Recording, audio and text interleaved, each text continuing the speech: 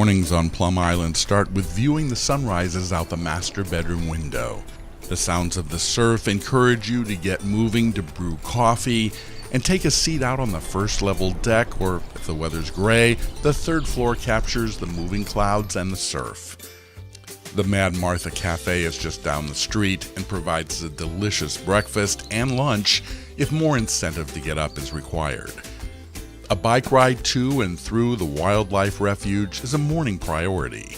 Lack of car traffic and abundant bird life make the refuge ride a real escape from whatever pressures you might want to leave behind. You could cast from shore to catch lunch, or drive 3 minutes up the Plum Island Turnpike to Bob Lobster for fried oysters, haddock, lobster rolls, or choose your very own live lobster, which will be steamed for pickup later. A Sunday trip to the Newbury Port Farmers Market or Tender Crop Farm will also refill the larder. Spring brings the fragrance of blooming beach roses, lilacs, and wisteria, mixed with the scent of clean sunshine and bottom note of ocean. I wish we could bottle it. Yellow triangles appear on the beach to mark where the plovers have built their nests, and summer afternoons are always spent on the beach. Autumn brings us inside for college football and the baseball playoffs.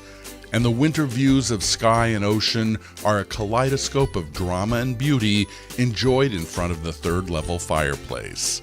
A late afternoon gin and tonic on the beach, if possible, is the forum for dinner conversations. Grill in or go out.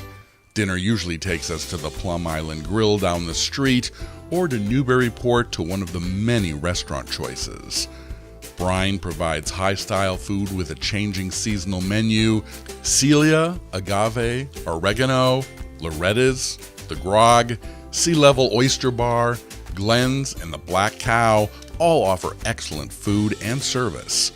On Liberty Street are 3 temples of yum.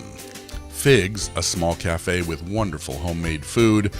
Buttermilk Bakery, where everything is beautiful and tastes even better.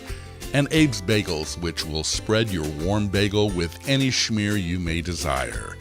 So it seems I've made it back to morning. Our time on Plum Island has been rich with being close to family. Our children were all in Boston when we bought the house, and we have tons of fun here.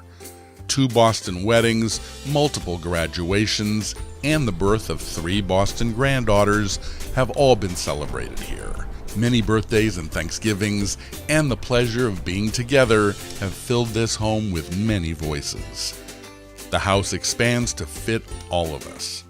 And when they all leave, we enjoy the beautiful serenity that's offered here again. Our daughter moved to Denver, and as more grandchildren require their parents to buy suburban houses, our time for Plum Island has shrunk. We're retired in Florida and spend our summers in Jackson Hole, Wyoming, and both locations are a long drive to Plum Island. But we will hold our Plum Island memories very close. It's time for a new family to make memories in this very special spot.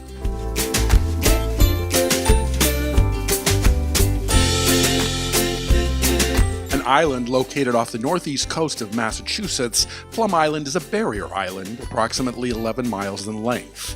Bordered by the mouth of the Merrimack River, Plum Island is divided between 4 cities and towns: Newburyport, Newbury, Rowley, and Ipswich. Offering miles of public sandy beaches, it's also home to the pristine Parker River National Wildlife Refuge, home to 800 species of birds, plants, and animals on almost 5,000 acres. Plum Island and its surrounding estuaries are a popular destination for birders. The refuge contains a wide variety of habitats, including beaches, sand dunes, salt marshes, freshwater impoundments, and maritime forests.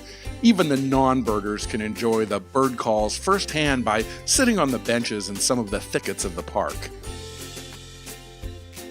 The entrance to the refuge is situated less than 4 miles from Market Square, the historic downtown center of Newburyport.